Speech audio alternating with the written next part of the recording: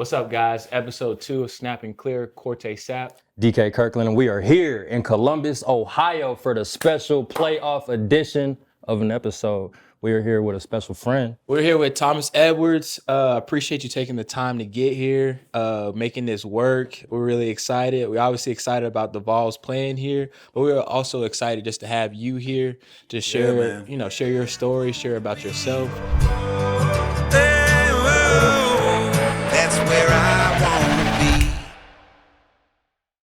So, like I said, we were really excited that you made it here, man. Excited to be here, man. No better place to be. Playoffs, Vols, Columbus.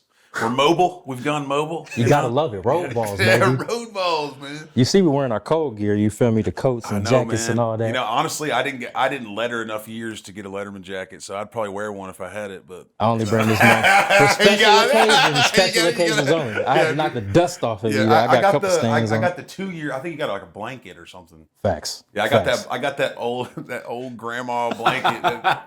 It's like a sensory I forgot nightmare it when was you levels touch it. to it. Yeah, it's right, and it's like you could be like that's like the real mark of someone that like actually played too. Is like if you get a Letterman jacket, you're a 4-year Letterman.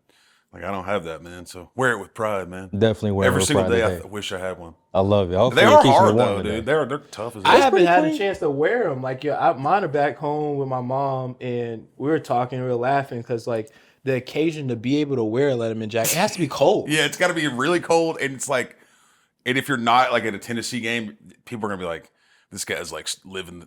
He's really, he's in the glory days. Yeah. You know, like, You don't never want to be that guy. You're, You know what you're I'm saying? immediately Uncle Rico from Napoleon Dynamite.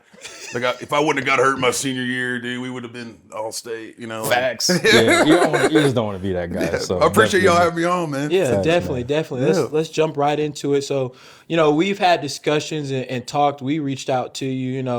It's crazy. We're obviously using your song on our intro, and we really appreciate that. Yeah. It was funny because like our brand and our image of Snapping Clear, we were really diving into it and wanted to get details on what we wanted, and we wanted a song obviously that represented that, obviously had lyrical meaning, background on it. And I was like, man, DK, I got a song. It's a long shot. I like it. Like, I'm very like diverse in music. Like, I listen to it, depends on my mood of the day. You know what I'm saying? If I'm working out, I'm not about to listen to no country music or anything like that. But I listen to everything. So I shot him over, a little snippet that you sent me. You had posted a snippet on Instagram maybe like 6 months ago.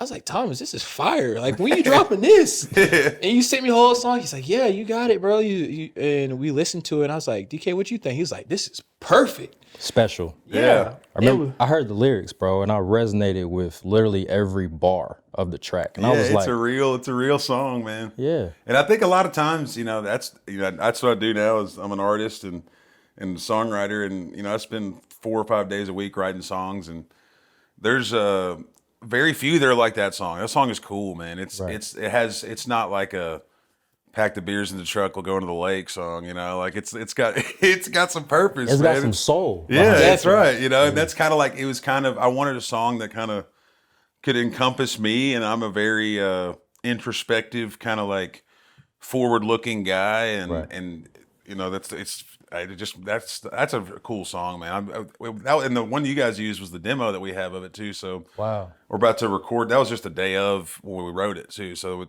it'll be even crazier once we get it all buttoned up. But that's what's kind of the next step of my journey is recording a whole bunch of music and including that song. That's one of the ones it's probably on the top of the list. But I mean, shoot, dude, that's one of, I think I signed a publishing deal this year, which is a writing deal. So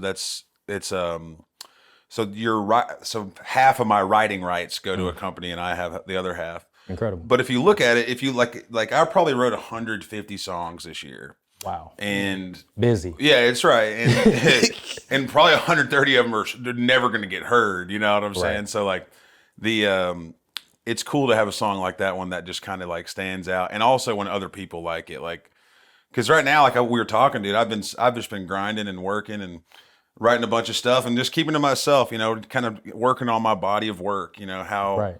when someone thinks of Thomas and his music, it's not just one song, it's not 5 songs, it's 100 songs, and that's kind of what I've been doing. And I think that song is great, man. I think it fits with this show too, and Right. just kind of it's soul searching, man. I think we all have a job on this earth, and the first job is to figure out why you're here, and the second job is to do that, you know. And 100%.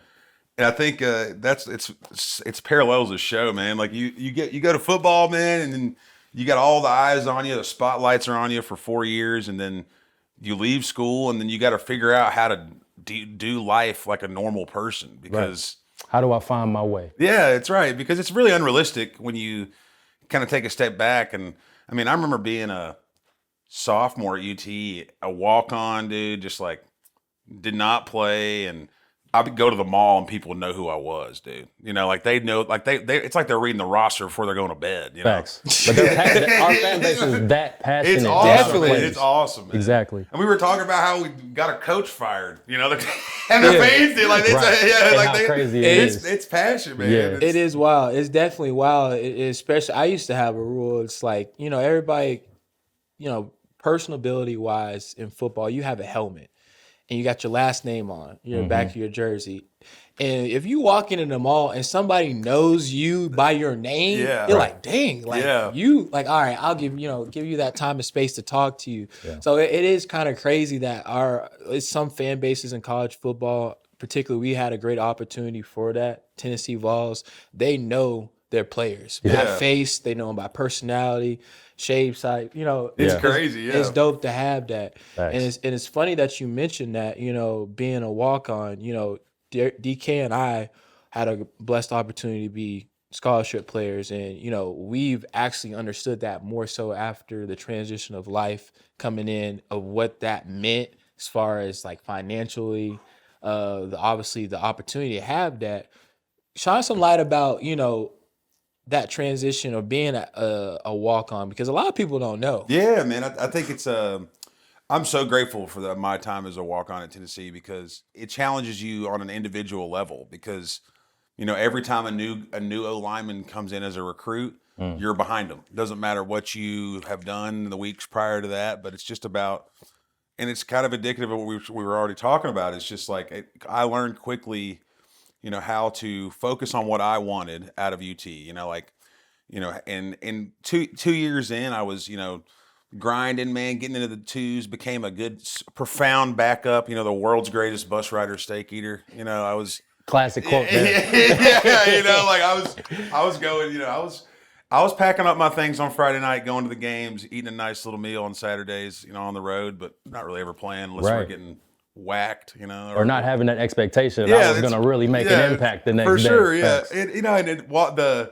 I feel like the walk-on label is very Hollywood on TV. It's like former walk-on, you know, what a story, you know. Yeah. But there's so many contributors and so many programs that are walk-ons, and I think the thing the public doesn't realize a lot about walk-ons is sometimes it's not even just this meritocracy world where it's like, you do well, you get scholarship. It's so opportunistic. Like it's That's a fact. You know, like think about the guys that we play with. Skidder, Yes. Alex Ellis. I mean, like he Right. went years as a contributor at Tennessee as a walk-on, and then had an NFL career, and then a you know, XFL. You know, after he had a professional career and spent 3 years as a walk-on, because it was amidst coaching changes and recruiting class changes and over promising scholarships, and then never had that one for a guy like that. So there's a lot more depth to walk-ons. You know, I'm not saying I'm the Alex Ellis. Like I said, I'm a profound bus rider, steak eater. I found my passion elsewhere in music, but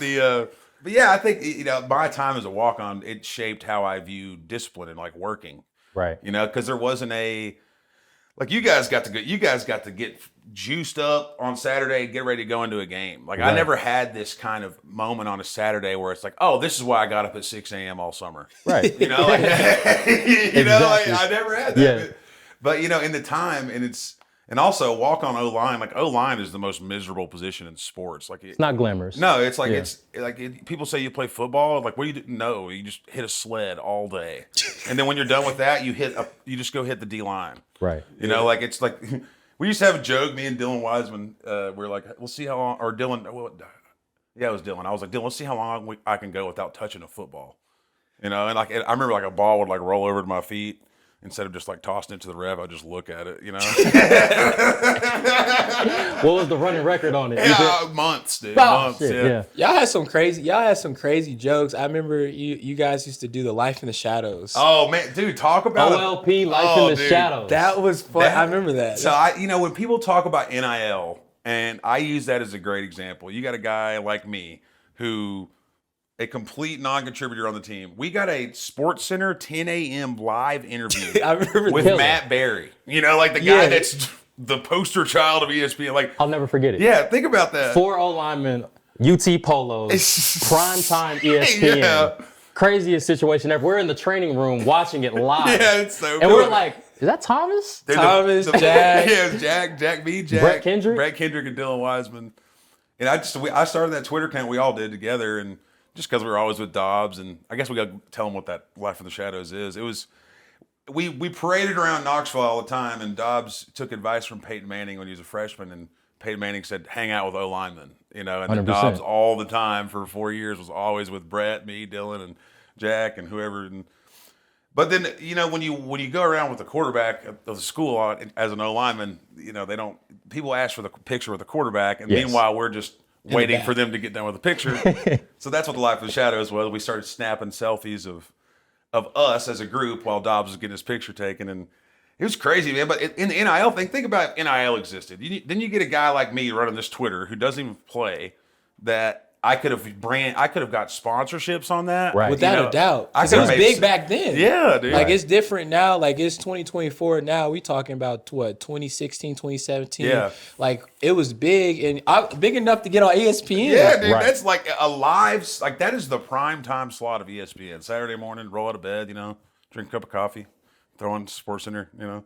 And it also dates us though a little bit when I look at that picture, because it's got that old look of ESPN where it had like on the left side, it had like, this is what's in the queue. You Right, know? right. You know? Old ticker. Yeah, that's everything. Right. I'm like, damn, I'm really that old, dude. Yeah, It's it's upstairs. it's creeping, man. It's creeping. It's been some things, like some notable things outside of football that is, you know, this year, like Cartoon Network got shut down. I'm like, I know, I saw that. I'm like, dang. Heartbreaking. I'm a huge cartoon guy. Too. I'm like, dang, like it was like these shows turned 24 this year. I'm like, I'm older than that. Like, ooh. Yeah, dude, remember Johnny Bravo? Remember Yeah, that show? yeah. That's the funniest thing. That's a great I'm show. telling you. Yeah, Yeah.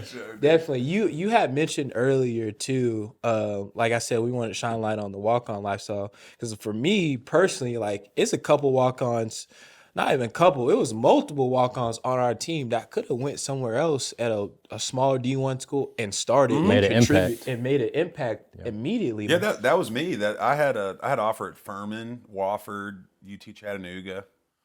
I don't think I got that, but my final schools I was going to go to was Brown, which is an Ivy League school in Rhode Island, or Tennessee, dude. Like, if I would have went to Brown, I'd been on Wall Street right now, probably with my fellow colleagues, dude. But like, Man. now look at me, dude. Right. Look like a homeless caveman, you know. But still, you know, doing well, you know.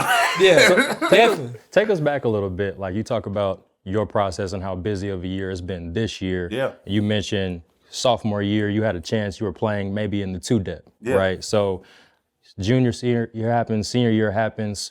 What happens next? You know? Dude. So I kind of had this. I was a logistics, supply chain management major at Tennessee, and strangely enough, you know, it was 2016 or 2015 or something. I was switched from engineering to that major, and I remember sitting in the Haslam Business Building. It's 2015, and it's like, when you get out of school in the next 10 years, supply chain and logistics jobs are going to be high demand. Wow. And then in 2020, guess what happens? Ramped. COVID, and then the biggest logistics nightmare ever. So I was like, I wanted to get that lady on the phone. I'm like, what else do you know? What else do you know? You're an oracle. Yeah, That's like, what else do you know? unbelievable. So after school, I kind of swallowed the pill enough to where I was like, I want to just go work. I don't want to feel this self-importance of something that doesn't bring me value. So I found a job. I had 2 job interviews. One was with Amazon in Atlanta, and another one was with Tractor Supply Company in Franklin, Kentucky. So Wow. it's about an hour and 15 minutes north of Nashville.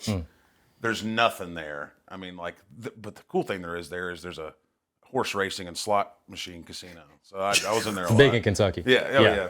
But I worked there. So I started off there as a supervisor, night shift. Man, I was working 8:30 p.m. to 6:30 a.m. 5 days a week. Dude. Graveyard shift. Oh, it was horrible, man. Yeah. Like and I shout out to anyone that works overnight for a long period of time, because the whole circadian rhythm thing is real. Like if you're up all night all the time and and it's just weird, man. Like it's just once there's like lifers that get on the night shift and stay on the night shift because it changes kind of your psyche when you're up all night. 100%.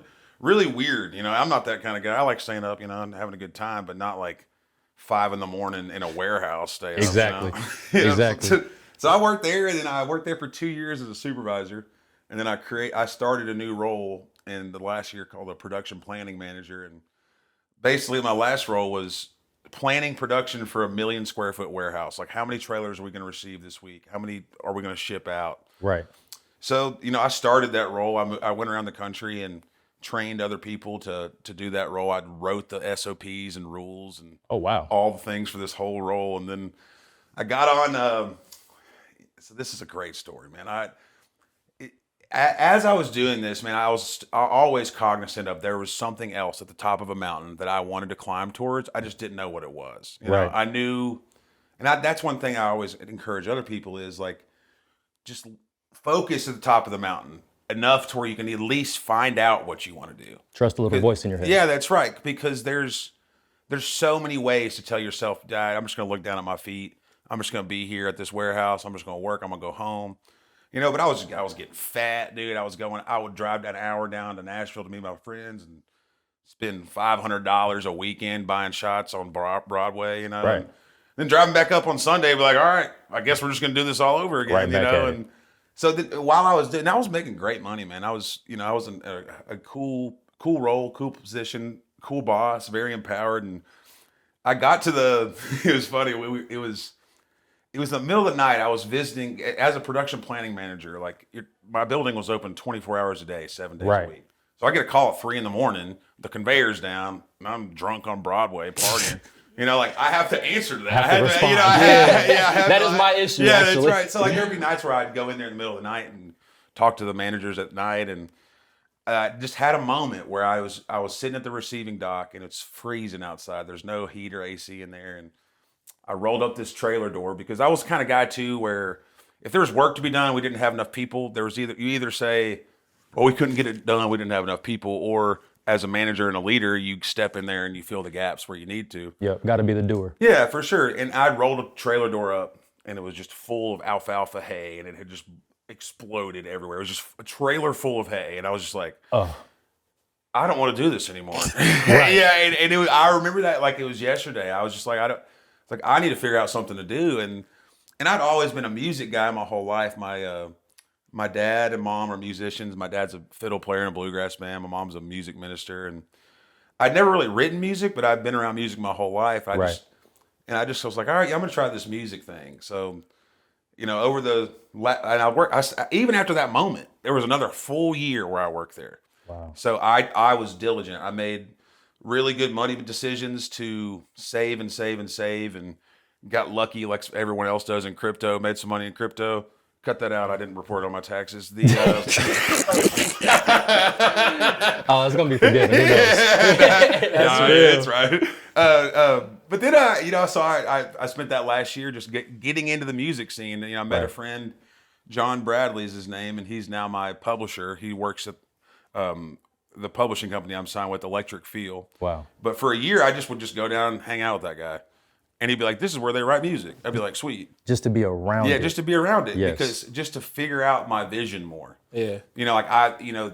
People always say Nashville's music city. Nashville's music business city. Right. Music is everywhere. Right. Like it's just the business of music is in Nashville, Miami, New York, LA, those Yes. cities. So like that's what I learned. It's not come here and just open your guitar case on the road until someone finds you. It's about being strategic and tactical and Being opening the intentional. door. Yeah, that's It's right. planning through it. In a Yeah. city that is thriving and booming, and Yeah. a lot of people and individuals are looking to connect with other artists, right? right, So yeah. it's opportunity. Yeah, dude. So I kind of jumped ship after that. The funny thing is I was the employee of the month for the whole company. I had a 2-page article in the Tractor Supply magazine, and then a week after that I quit my job. And Dang. and I went to. They did a whole expose about like my expose is like a negative thing, wrong word. It's a whole just like information about my background, where Memo. I'm from, Yeah. all this stuff. Quit my job a week later. But the crazy thing is, I love Tractor Supply so much because every leader I had they empowered me to quit my job. They were saying, "Do what you want to do, dude." Like it wasn't like, we love you here, man. We need you. It's like and that's the thing I've learned in my journey is once you have a goal and a vision, it's really easy to keep people around you that are going to support it because Right. it's quick. It's very quick. People will show their cards very quickly when they're intimidated by it or they don't get it. That's real. For real. Yeah, for sure. And I learned that so quickly and full circle. So now we flash forward to now. We'll talk about what I've been doing, but I just signed a record deal this week with Warner Brothers out of Nashville, and I got a call from the Tractor Supply CEO, and we're talking about doing brand sponsorships and deals with Tractor Supply now. That's So, big. You talking about a full circle moment. Yeah, it's Wow. right. The company that I learned how to work at and how I learned how to be a man and an individual and looking inward towards me and getting intrinsic. My value starts with me. At that company, now when I figured out what I wanted to do and years go by and I'm on this path now, full circle, now that company wants to be a brand partner with me and sponsor me. So that's big Yeah, because it's cool. that's very big in the sense of you carried yourself through that company enough to be able to leave and then also do something that you love and you're putting the time in, but they're willing to put the time and imaging and likeness into you based off of your history with them. Yeah, dude. And that's big because as life goes on, we've played football. You don't know what coach is going to be where. You don't know what training staff member is going to be where, and that's just translate to corporate America. You don't know where somebody's going to go. And I remember Coach Jones. The one thing that everybody has their opinions about everybody, but one thing that we got when we were at school was world-class life advice. And we were just too dumb and meatheads and wanted to go. We Blinders. we didn't know, but we listened. Even when those days you didn't think you listened. There was a speaker in there that would say something, and then I still find myself like saying, show me your friends, show me your future, Bro. Or life. Like one thing Coach Jones said all the time was, life or football is just life sped up into 4 years, and ain't that the truth? The speed of life. It's right, dude. It's just like the peaks and valleys and Adversity. yeah, and how you respond. Like when the world's going like this, how can you stay like this? I give you one. This is gonna bust your head. Unconscious incompetence. That's right. He don't know. You don't know. But you don't know.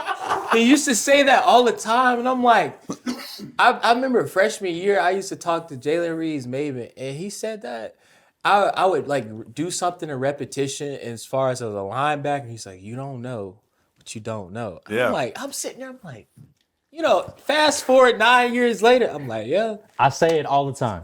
Because you That's get right. in situations in life where I haven't experienced this moment before. For sure. I'm in an environment that this is a challenge, and I don't know, but I have to keep doing to continue to figure it out. And it's also a great way for emotional intelligence. Like if you're frustrated with someone, if you're frustrated with a worker at a restaurant because you didn't get a lemon in your sweet tea, you can sit there and think like, okay, does she know that she messed up on this? Right. Or does she not know that she not? It's like that whole kind of thought process that Coach Jones would say all the time it really is valuable. And I think the parallels that I've figured out from the music world to football it's the same thing. Your body is your asset. I mean, in football, Your body is your weapon. yeah, that's another. telling Yeah, you. that's right. In football, it was, in music, it's the same thing. Like I have to treat my voice correctly, otherwise You lose it. I lose it. I can't sing 3 nights in a row. The coaching staffs, like I just signed a record deal to a staff that is at Warner. They could all get fired tomorrow. Right. You know what I'm saying? And I'm still signed there. Yeah. So like it's the same thing in football. You sign to a coaching staff, they get fired the next day. How are you going to react to perform? Exactly. Are you gonna be like, oh, this is not fair? Yeah. Or are you just gonna put your feet back down on the ground and win the approval again over the people through your work? Yeah, And that's- Right. And being committed to the process. Yeah. Right. That's how I'm I'm so addicted to the process, man. I call it outcome independence. I heard that from somebody where it's just like, if you know that what you do on a daily basis is the right steps to get you somewhere, the outcome doesn't matter. Right. It's just like love what you're doing every day, and that's I'm gonna steal that one. I like yeah, that. it's great, I'm man. putting that in the pocket. You know Yeah. what's funny? I saw recently artists should not have the expectation they're going to make money in the first 5 years. Right. And if you continuously, like you said, build up a portfolio, it's just creating value for yourself. That's at the end right, of the man. day. And someone told me one day in a studio I was recording, there was this old guy, and he said, we're all gonna die. And I was like, what? And he's like, but you know what doesn't die? Pressed recorded vinyls. He's like, and just meaning just music. Like when you record songs and when you have a song like the one that we have, I could, that Lord willing, I make a song that sticks around for longer than I am, but that's just like the point of life. It's maybe not even music, but how do you make your mark on this world to where when you're done, it's your legacy is continued by your work, whatever it was when you're here. And that's as simple as being nice to people. It doesn't have to be being a rock star, when you think of someone when, they've passed and gone, and if they bring a smile to your face when you think them, that's the service they did in their life, like that's. People remember how you made them feel. Yeah, that's right. So 100%. that's kind of what I've been, that's as I, really this last year has been the craziest year of my entire life. The opportunities that came, from a publishing deal and a record deal and the people I got to work with, like it was for the last 2 years, I was singing on my wall in my house and recording videos that never went viral. You know what I'm saying? Yeah. Like it's like think about the symbolism at that. Yeah, recording at a wall. That's right. You feel me? And keep chopping wood. That's all it day is, after man. day. It's all, and I learned. I had so much good support from people saying stuff like, the internet's a crazy place, man. The first thing I learned was your friends aren't your fans and whatever you're doing. And if you want to be a carpenter, and every day you're posting pictures of a beautiful chair that you make, eventually your friends are going to be normalized to your beautiful creations. Right. Like you could have a cherry, nice rocking chair one day, and then the next day you do an oak chair. But eventually, like, your buddy's gonna be like, dude, you show me chairs every day. I'm tired of it. Yeah, and you're not gonna get the reaction that you want. You're not, you want to show it to somebody and they go, oh my gosh, this is beautiful. Yes. And so, but the quicker you learn that your friends are your friends, and your fans are your fans, or your customers are your customers. Right. And with the internet, we kind of blur those lines. Like it's especially like what you guys are doing. You're starting a podcast. When you first get that foot in the water, dude, just like, what am I doing? And that's just what it is. But that's the fun part, though. Yes. You know what I'm saying? The fun part is not being able to sit down and just bust out and know exactly what to say and know when to do an ad read. And like, it's figuring it out is the fun part because, that's the process, like if you could just start on day one, especially with like a show like this, and it was just perfect, like, that would be weird. It'd be weird. There'd be way too many of them. Like, it's great. The awkwardness of learning how to do something is the barrier of entry, so everyone else doesn't do it. Yeah, the failures. Yeah, that's right. The errors, like we have to take multiple takes. The first episode, we talked about it. There's a lot of different things. And even you just said, like, how you use your music to pour into other people. It's funny that you say that because obviously your song, Where I Want to Be, poured into us and we wanted to use it. And, we shared it. People were asking us, is like, who is that? I'm like, that's Thomas. And they're like, people that know who you are, and it was like, that sounds like Thomas. Like, that's something he would do, it's funny. We go back, you listen about anybody asking about on the team. You're like, yep, Thomas used to do like crazy vocals in the locker room, a Halo startup menu or something like that. Like, Thomas, hit that note real quick to bring the monotony. I remember they used to make me sing, I'm not going to yell in this microphone, but Jawan James, who's first round draft pick, tackle, they would make the O-line sing "Never Would Have Made It" all the time. Never would have made it. Do that. They make it stand up in the movie theater in the middle of the movie. Remember Zach Fulton? That dude, that's the scariest dude I ever met, and the nicest guy. But like, dude, like you hear his voice is like this, is so deep. And he'd be like, Thomas, stand up. We were watching a movie. He's like, never would have made it right now. Middle of a movie, all the whole line. But that was my job, man. I learned about 2 years at the UT, and really about 3 years where I was like, you know what, man, like I'm not going to the NFL. You know, I'm the statistic. I'm part of the other guys that go pro in something other than sports. You know, and as soon as I realized that, I learned my role, and I think was such a good thing. Was just like I was there to bring our energy to our team. You know, like whether it was like I remember they'd stick me in media after practice just when they didn't want anybody else to run their mouth and say something stupid. You know, Facts. and there'd be like one person there with a microphone because they know I was just gonna just bullshit them the whole time. You know, like That's funny. But like that's what my role was, man. I was bringing the ukulele to the locker room, and I remember always playing music and being the guy on the speaker and stuff, and I just The loved energy, it, man. like yeah, the I good, always remember that, bro, the good because energy. we talked about being hurt during our time at UT and how tough of a process that is when you're trying to heal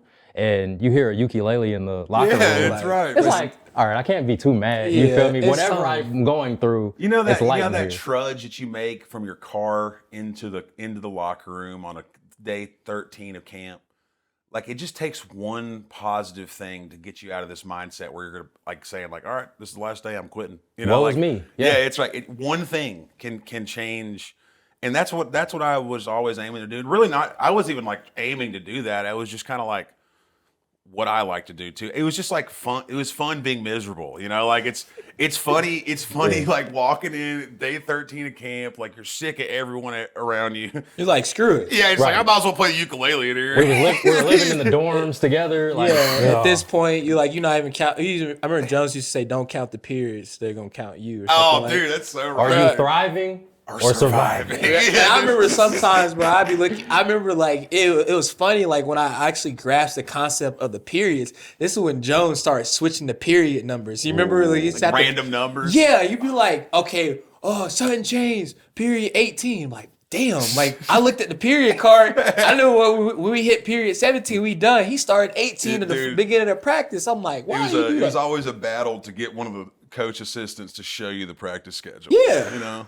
Man, they can seal that thing. Because some didn't care, and some Right. it was like we can't see this. Yo, it's classified. But yeah, like congrats to you, man, signing your deal. I mean, you told us a little bit. You know, you said that you haven't really announced it. You have been away from social media, but I appreciate you just sharing that with us because, like, that's congrats. Like you said, like 5 years of not having the expectation of having anything in return, but still having that drive, having that love to do it, and it's rewarding. Putting that time in and that after, like, you know, getting that. So congrats to you on that.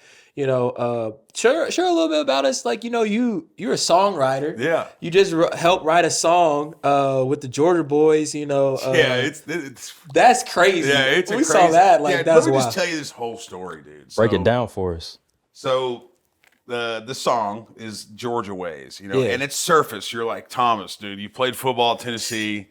Like this is Georgia's song. Like it's on ESPN, it's on SEC Quavo, Network. big Yeah. UGA fan. Yeah, Luke yeah. Bryan, South Georgia boy. Yeah, Teddy Swims, Right. another Georgia guy. So how this all started is my publisher is called Electric Feel, and the head guy at Electric Feel is the manager for Post Malone, Quavo, and Kid Leroy. Wow. So Crazy start lineup. yeah, it's right. Yeah, that incredible. guy's pretty busy, man. And he's also just a business mogul too. Like he's really good, been a really good connection with me, and to me, really to help me conceptualize me as a business and not me as a how do you put Thomas Edwards as a business out there? Like you're saying, identifying the Yeah, brand. that's right. You know, like I'm the CEO of the Thomas Edwards Small Business. You know, Yes, like sir. that's. But anyway, so dude, I'm at Bonnaroo. So I Post Malone's playing Bonnaroo, and it's 2 days before Bonnaroo, and I've never been. I grew up in Tennessee, and Bonnaroo has always been like even from when I was in high school, like the edgy guys that smoke pot in high school were like, we're going to Bonnaroo this year, dude. Manchester, Tennessee, Yeah, right? Yep. Okay. And I'd never been, dude, my whole life. And then 2 days before Bonnaroo, the Post Malone crew gives me 20 passes to.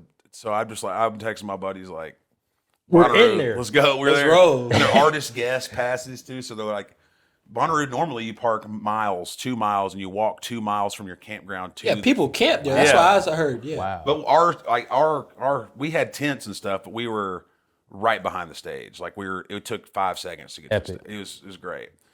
So, you know, I'm there for the first night. It's Friday night. I stay up all night, and because I'm just looking so many different types of music. You know, there's there's stages that's got your Post Malones and your mainline acts, but also Bonnaroo has so many other tiny acts that are electronic or funk or soul. So and I love music, dude. That's I listen to music intentionally. I love doing that. There's times where I left my friends and was just alone, just walking around, Wandering. Yeah. So I end up, staying up all night, man. I'm biting my tongue. I stayed up all night. You don't know. Yeah, it's right. Yeah. Stayed up all night, went to bed at 6 a.m. on the ground of this tent. I didn't even get my stuff out to sleep. I'm on the ground. Tent me. All the feels. Yeah, it's right. Took my hoodie off because I didn't even have it was like a little jacket I was using as a pillow. Mind you, it's June, dude. So by it's 7 a.m. It's 85. It's swampy, hot. I get a call at 9 a.m. and it's John Bradley, and he goes, "Hey, you got to get back to Nashville. Quavo's here, and he wants people to write with." And I'm like, I sit there and just I wake up out of this tent and I'm rubbing my eyes. I'm like, what? Like the scene out of Hangover. Yeah, it's literally that. I was in a field, dude. So then I have the biggest opportunity. This is also great lesson. The best ability is availability. It don't matter is if you can do whatever, it doesn't matter if you don't show up. Right? Yeah. So I get up, man, I rub the sleep out of my eyes, and it's 9 a.m. He's like, all right. I was like, what time does it start? He's like, he's gonna get there at 5 p.m. I was like, oh, we're chilling. Say less. Yeah, we're chilling. Went to the cooler, cracked open a beer, 9 a.m., 3 hours of sleep on the ground. Went back into Bonnaroo, actually, watched another show. Let's rally now. Because why not? Why not, Yeah. dude? And then I didn't even drive down there. I got a girl to drive me back, and so then flash forward that evening. It's I spend the whole 5 p.m. to 5 a.m. in the studio with two of my buddies in Quavo, and we end up writing. It was 2 nights in a row, 2 10-hour nights all night, and we ended up writing 5 or 6 songs. But the Georgia song happened because we were watching the Tennessee Baseball World Series. Okay. So we're sitting there. I'm watching TV, and my manager's in there. He's a huge Tennessee fan, and Quavo just starts talking shit about Tennessee, dude. Of course. Because he's a real Georgia fan. Yeah. It was For friendly sure. banter, and I was like, dude, what do you who do you like? I know who you like, dude. It's on my phone every 5 minutes, Right. Him with Kirby Smart doing some great stuff, So, Exactly. So he starts talking about, Georgia and stuff, and I was like, Alvin Kamara, I was like, I played with him at UT, and we started talking about UT. And then I started talking about how I had written a song running through that T about my experience growing up in Tennessee. And I was like, yeah, they play on the Jumbotron every now and then. They use it every now and then. And then Quavo went, Kirby Smart asked me to do that for Georgia. And I was like, well, write it right now. Let's do it. Yeah. So Time is everything. Wow. Yeah, that's right. So that's kind of my message for that song is I am not a Georgia fan. I hate Georgia. But I love helping people like Quavo do something like that. With my experience, stuff that I already done, the hoops that I had jumped through to get to that point where I have a song on a Jumbotron. 100%. There was a reason that I was in there writing that song with him that day because it was a thing that he had already been thinking about. And I just had experience somehow in that exact same specific realm. And a guy like Quavo, he's been around the world and back and done everything in music. So Right. I remember he said, and it was so cool too. It was so refreshing. Usually rappers pull up the studio at 20 deep, bro. They party all night, and the last hour they work. Quavo pulled up alone, dude. And I said, what do you want to do, dude? And he was like, I'm here to work with y'all. Professional. That's what's Yeah, up. dude. Yeah. And he said, I've been selling out clubs, but I'm trying to sell out stadiums. Amen. And there's only been one rapper ever to do a solo stadium sellout. It's Eminem. Other rappers have done joint concerts to where, so it's really hard as a rapper. Or festival type Yeah, setting. yeah. So where there's other acts that Yes. bring Okay. people in there. That's what's up though, because just relating back what you said, earlier, I think it's kind of crazy. You said, that day 13 of coming in camp, and you could change or make a break from going in or quitting. You feel me? You Yeah. had a decision when you got that call. In That's Bonnaroo. right. I could have just said, fuck it. I'm not doing that. I'm not driving. But I'm in Bonnaroo. You Yeah. wiped your eyes out, got up, did what you had to do. It's like, I'm about to make this work. And Yeah. that was presented of an opportunity, and you made it happen. And then obviously you benefited off of that. And I know that made you feel even better. Yeah, Getting up off your behind and that's it. Talk about snapping clear. Yeah, Yeah, dude, that's for right, real. man. That's Like another- snapping yeah, clip that's for real. real. It's real. It's a real thing, man. It's a great name for the show, man, because that's just like a great.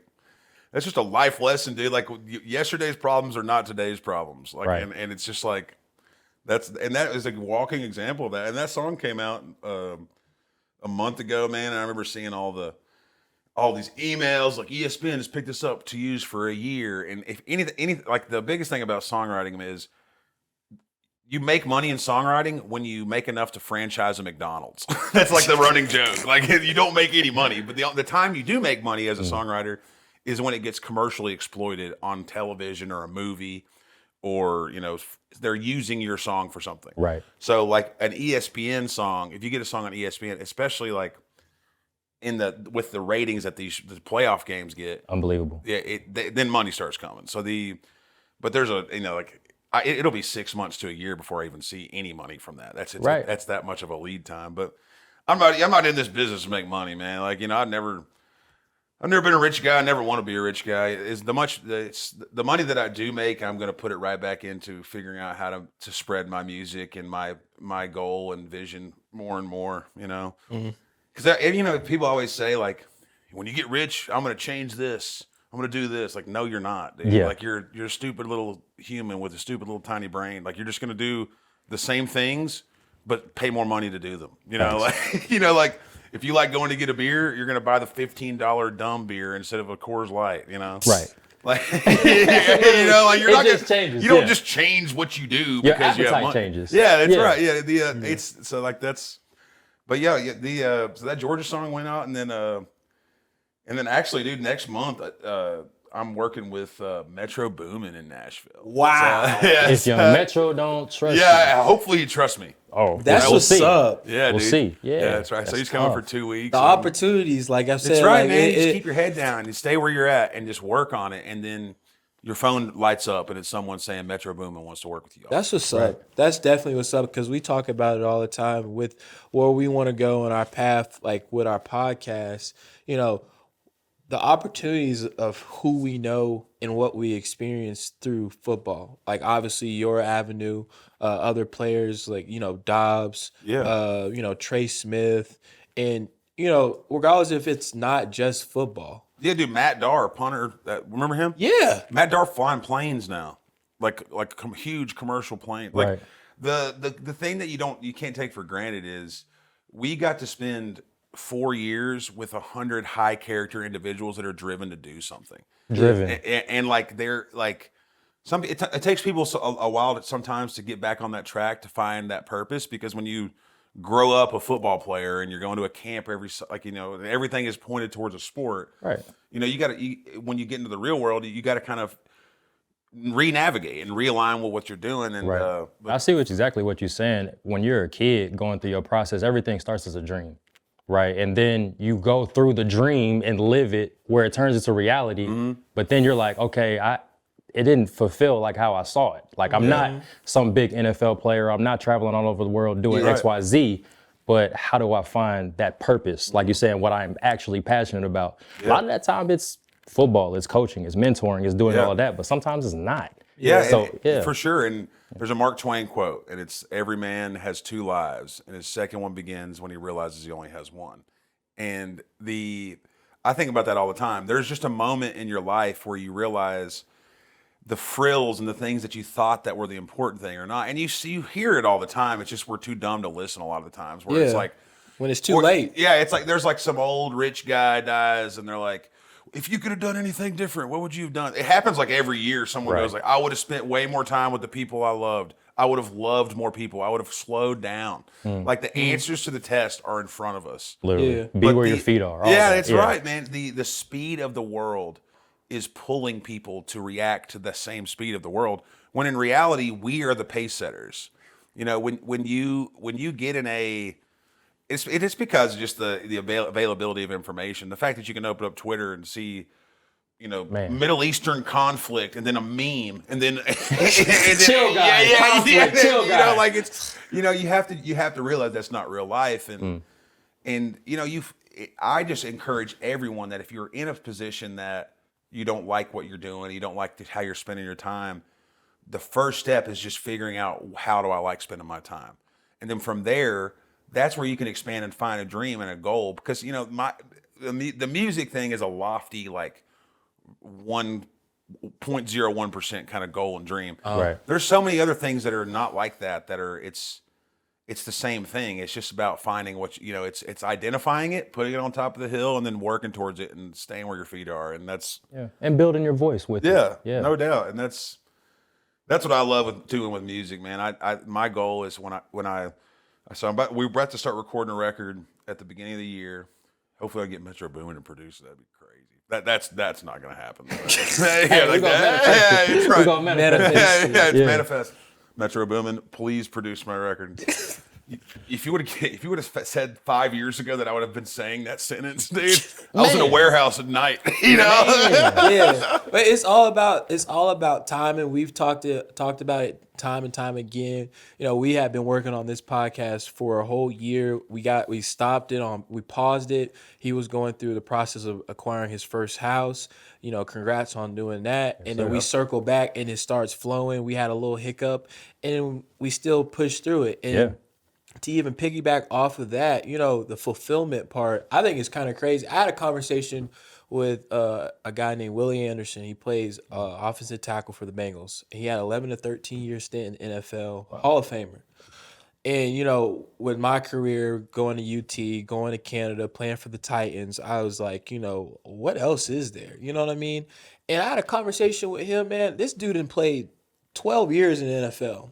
And he said that he still struggled after it was all said and done. So in my mind, it clicked to me. I'm like, yeah, this guy that had 12, 13 year stint in the NFL. He got that 10-year pension, dude.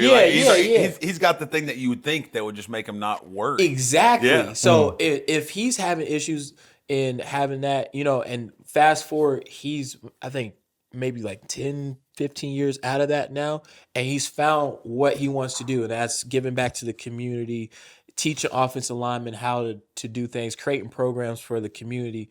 That is his fulfillment. Yeah. And that's the second life that you had mentioned. A lot of, I like that. You know what I'm saying? That's real life stuff. Because it's not going to last forever, regardless. Sport, it's only a short, longevity of that. So But they say real. NFL not for long. Yeah, Not for long. Not for long. I hated that back in the day. Right. You be in They were college, so you be like, right, oh, you man. ain't saying It nothing. was so right. So right. It sucked. I hate to say it. It's they like were I told you so. Yeah, but it's it's like, right. They were so right all Yeah. the time, dude. It's just a funny thing, man. It's like I said earlier, man. We had David Goggins. David Goggins came to our school and worked out with us, dude. Right. That guy now is like a household name, bro. dude, you know? Aaron? Yeah, Chris Herron. We had Legends. so many people come in. Inky came in and spoke. Inky had spoke volumes. When he spoke, everybody was quiet. That's right. I'm like, whoa. You were listening, man. We had Presence. other speakers. And Ike Brown had little sayings and stuff. I'm Yeah. like, man, nah, that ain't gonna happen. Even Jones has some stuff that used to say, and it was repetitive. And then now, fast forward, we're working, we're doing the things that we're doing. I'm like, yeah, he was right. They were right. He was right. I hear those voices in my head. One thing this is what I was thinking of earlier that I lost my train of thought. Your listeners of this show are going to appreciate more the journey of you guys creating the show than what you're saying. Right. In 2005, people bought the Guinness Book of World Records, and they turned to page 5, and it's the world's tallest card tower, and it's 3 stories tall. Nowadays, people want to watch the video of the guy stacking the cards for 4 days. Yeah, they want exactly the evolution of the person. Right. Yeah. Why do you think streamers that sit there and do absolutely nothing but talk are the most watched form of media in the world right now? Yeah. The human element, the decision that you make, the imperfection of being human is what people want to watch and listen to. And that's, obviously you have to kind of make progress, because if you just suck for a long time, people are going to lose interest, But if you do it, you're going to make progress. And that's from the times when I've done podcast stuff and interview stuff, Dude, I remember, the first couple weeks, I was sweating in my house doing Zoom interviews, being like, "Oh my God, what am I doing, dude? Like, why am I nervous? Why am I nervous? Like, I'm in my own house, I'm in my pajamas, dude. I'm sweating. Yeah, that's right. Yeah. But then by the 3 weeks in, it's a routine. You know what to ask, you know what to not ask, and it's the process, man. And I think that's, it's such a hard thing to see when you're in, especially the football world, where everybody's looking at you, every camera's pointed at you. I mean, I remember, at UT, dude, they would have, me and Jack were talking about this the other day. Me and Jack did like content for VFL Films that was just like never released. We did like they would call us and it would be like, all right, can you guys bob for apples? Okay. and one time it'd be me and Jack Jones, who's over there. Hey, Jack. We were, but like I remember I was like timid, like I'd never bobbed for apples before, and then like Jack was like, he's like, I got this. Yeah, dude. We were wearing like street clothes, like it was right off where the Summit statue is, like right across there. Right. And I was like sitting there like pecking it like a little chicken, trying to grab the apples out of the thing, and immediately Jack just dunks half of his body and just gets every apple out of that thing, and it was the most funny video ever. But it was never released. You know what I'm saying? Yeah. We did so much of that stuff. And I think that now, talking about what we're talking about now is like, I didn't even need to see that video because in my brain, like that was the funniest thing ever. You know? Yeah, that was it was just, and that happened to me all the time, man. It was just like, I mean, shoot, man, we were, there's one of the funniest stories that Jack and I talk about still all the time. It was the Music City Bowl. And 2016. Yeah, dude. And remember the songwriting competition? Right. When we were at Honky Tonk. Yeah. That was the first song I wrote in Nashville. Yeah, I forgot about that. No, people are in Nashville. Broadway is always a time. We were at Honky Tonk Bar. Yeah. And I believe both teams were there. Mm-hmm. Yeah, both teams. And Nebraska. It was Nebraska and Tennessee. Nebraska and Tennessee. About that. Yeah. And each team was tasked to write a song, and we had a legend on our team. And bro, he put on a performance. And we set it off. Dude, honestly. it was awesome. It was a great moment, and the video's out there, so I watch every now and then just because it's hilarious. Because I'm wearing, like, I'm up on the stage at the saloon, and I got a hoodie on, this gray Jordan Tennessee sweats, like I was not ready to go perform on stage. But the funny part about all that, me and Jack were backstage, and the VFL Films people were like, we're gonna mic y'all up just for this process, dude. And we're, me and Jack are just messing around. About 5 minutes in, we forget that we have the mics on, and hot mic. And I don't, dude, I can't even talk about it too much. Like you could just guess, man. Like we're in the backstage writing the song, like and we just forget we're mic'd up, dude. And then we, we go through, do the whole event, and then years go by, and now. We come back to UT, and Travis is the guy. He was a bald guy that was. Yeah, I know Travis. Yeah, he's the only one that's still there. He's the homie, dude. He's the homie. So now when we're coming back to record my music video for Running Through That T. Right. And then Travis, we start talking to Travis, and he tells us, he said, there's some hidden files of you guys that are the funniest things ever, and then he starts talking about how like we were mic'd up the whole time. Backstage at that, and he said the whole VFL Films team sat there and just listened to it and laughed their ass off. Oh my goodness! Because there's no telling what we were saying. Conversation left field, right field. Yeah, it's right. Like, and it kind of gives me a little bit of anxiety too, because I'm like, oh my gosh, like I don't even. They was just listening to me. I don't even know what I said. Like, yeah. That's just like that. That's like the background stories that a lot of people don't understand. Like we have so many stories that back in the day that were unsolicited that was just funny. Like so funny. It was just like by position group and stuff like that. I remember, and that was the quality time. And I look back and I was like laughing. Like people ask me, what was the craziest game in UT that you experienced? And you would think, a lot of people think is when that first year we beat Florida. No. When we won against Georgia in the Smoky Grays and we were down 21-0 at half. That was 2015? Yeah. 2016? No, in Neyland. Yeah, it was in Neyland because Josh Smith scored right before it. And it was lit. That night, was insane. Epic. Yeah, Like that Epic. tops like the bars closed at like what 3:30. We were out to 5 a.m. I remember couch is just on fire. the couches. Listen, the couches were on fire. Yep. So like the fire department couldn't get to the couches because it was so like blocked off. Block party. And Yeah. they were tipping cars that had Georgia license plates. Yeah, it Yeah. was crazy, man. It was wild. So like stuff like that, I remember, and like I'll take home to that and stuff like that because like it's very memorable moments. Getting a blow up house. Who orders a blow up house? Yeah, that was a crazy. We had that was after Dobbs had 5 touchdowns versus Missouri, so we got a bouncy house. That was his senior night. Yeah, that's right. We got a bouncy house outside of our house in the retreat. There was hundreds of people there. We were like, dude, the cops are going to shut this down. Yep. The cops came and all they did was just direct traffic. Like they were parking people. It's funny. It was so many people in the bounce house. I'm not going to Literally. say anybody's name, but an Facts. individual jumped off the roof Yeah, and oh, deflated yeah. it.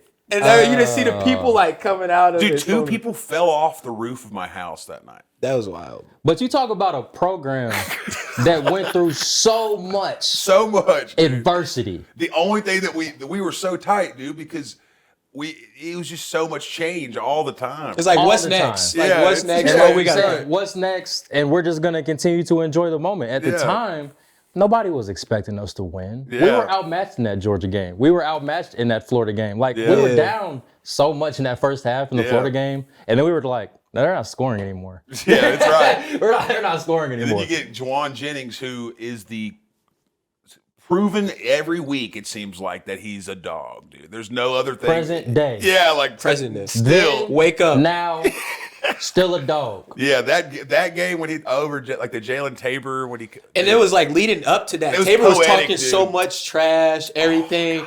I remember watching that on the side because we were standing up like that. Right. It was one of those games like defensive wise, you're not going to sit on the bench No, you're and locked wait. in. Yeah, You the whole locked in. time. We on the sideline. It's on our sideline, and we like, oh snap! He caught it. Oh, he might have Oh, scored. it And was it's so like, good. Now, because Dude. first thing, double move. Yeah. Right? It was a slant and go. Bro, I'll never forget seeing Tabor's Yeah, touch it's earth. yes, man, broken.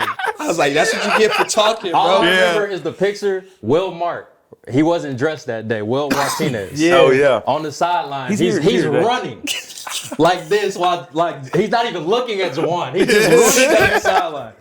Best picture ever, bro. Oh, What a man, moment.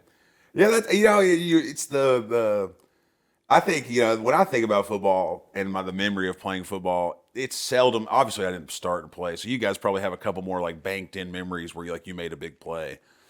But for me, every time it's just the being in the locker room or going to eat dinner with people or just being miserable together with a team is something is so fun. It's Right. just like well, we got to wake up and do this again tomorrow. You guys, dude, let me tell you one more funny story. I was redshirted my freshman year, dude, and it was a Thursday. Or it was a Wednesday night, dude, and my girlfriend at the time was like, let's go to Jump Jam. The trampoline part. Wow. Dude, so I play, it's I'm still in the mode when I was at UT where I was like trying really hard to be like, I'm gonna make it. I'm gonna be a starter. And we go to Jump Jam, dude. I'm out there just dunking on kids at the little trampoline part. And dude, I hyperextend my knee so bad. I couldn't even walk straight. And you had to go see Jason. No, dude, you know what I did? The next day, I told Coach Jones I wanted to do Circle of Life. And the first thing I said, put me in Circle of Life. And then I just faked an injury the first play. Like it happened on the field. I wasn't going to be the guy that's like, I went to the trampoline I park. went to Jump Jam. No. In the season, in the middle of the week. That's epic, bro. Wow. And it worked. And then I got, I was out for a couple days. Got me some treatment. Got me some treatment, got my leg rubbed on, Got hip and mat. That's the answer for everything. Powder hip and mat. You're Yes, gonna be sir. good. That's good, man. That's But crazy. we really appreciate you coming on. The conversation, the joy, just even off the camera, just being able to see you, Jack too, man, and just relive and talk about the genuineness and just the past. The past it's happened, but it's made us to the men that we are and what we're growing to be. And obviously, it helped us. We didn't understand it at that time. Right. but it's helped us form the people, like the person that we want to be and what we're growing into be, regardless if it's music. We work in construction. Yes, sir. Whatever the case may be, and we're really excited and I'm blessed to have you on. Yeah, man, it's great to be here, man. I think the last thing I'll say is create, don't consume, make something, take a chance. Don't sit there and keep scrolling just because it's easy, man. There's everybody. It's not even about making a podcast, man. Just go learn how to bake a cake. It's Something. just learn, create. That's why we're here, man. And I think it kind of fits along with your guys' message too. And I'm happy to be here, man. And when I get that song done, I'll give you guys the full one too. That's a bet. Yes, sir. Since we in Columbus. Oh yeah. Well, yeah, we were talking about that. What's your prediction of tonight? Man, yeah, we're in Columbus, man. So we were here last night. I was overserved at a couple local college bars, but it seemed the distribution of orange versus red. Now, I'm a logical guy. If I'm in Knoxville on a Friday night, I'm not necessarily wearing an orange shirt. You're right. So, but if we were going off number of colored shirts, they're orange or red in bars, it was 6-1 Tennessee. I mean, there were so many Tennessee. I saw people videos. We're morning. dominating. So I think if there's any fan base that's going to get on the road and come to a very boring place like Columbus, Ohio, it's The Vol fans are just they're crazy here. enough to do it. They're here, man. It's a fact because I was riding with Hayden. I said, "What is Columbus known for?" I was like, "Siri, what is Columbus known for?" Ohio State athletics, football. I was like, "That's it." Yeah. Mm-hmm. College town. I mean, at least like in Knoxville, you can go to like 30 minutes outside and go to like Pigeon Forge. Gatlinburg. Yeah, Gatlinburg. Hang out, see the Go mountains. Dollywood, man. Yeah. Go across the mountain, go to the casino. Oh, there's a casino like here though. Never mind. Yeah. Oh, anyway, the game. So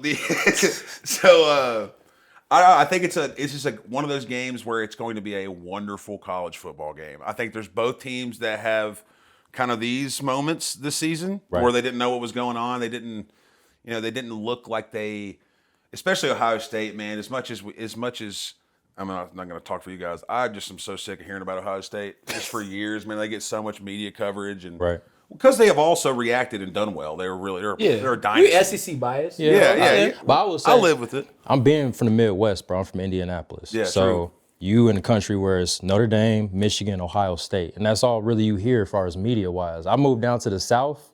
It's way different. And you see the talent level and they have respect down there. But I'm interested to see how the SEC carries themselves coming into Big Ten country. I think my prediction is I want this to be the Nico game. I want him to get out there and pull a Rashawn Golden, flip a double bird in the end zone. I want him to grab it up and just say, "Hey, I'm here, dude." But play loose. Yeah, play Be loose. you. Yeah, Right. for sure. I say the final score is going to be Tennessee 31, Ohio State 24. Ooh, that's close. That's a battle. Like you said, that's a heavyweight bout between two blue blood programs, honestly. Yeah. So I think we're in for a classic, man. Me too, man. It's going to be fun, man. I'm excited, man. It's going to be so cold, though. Oh, yeah, without we ready, though. We ready. We ready, cold gear. We fly right now, but best believe we're going to put on the cold gear, long john. Everything. We got hand. I spent $50 on hand warmers. Maybe I should go back to UT for a couple of years so I can let her get one of those jackets. I brought it out, bro. I had to bring it out the closet. Hey, it's going to do the job tonight. We're going to see. Dude, yeah, for sure. Definitely. Well, like you said, thank you for having us again. Or thank you for having you. You know what I'm saying? Like, we really appreciate it. And, we give a shout out to everybody that, supported, our first episode. It was great turnout. Great feedback we received, things that we need to work on and what we want to do, the path that we're going with. So, like I said, we really appreciate it. Yes, sir. Let's keep building. Appreciate y'all tuning in, man. Thank you.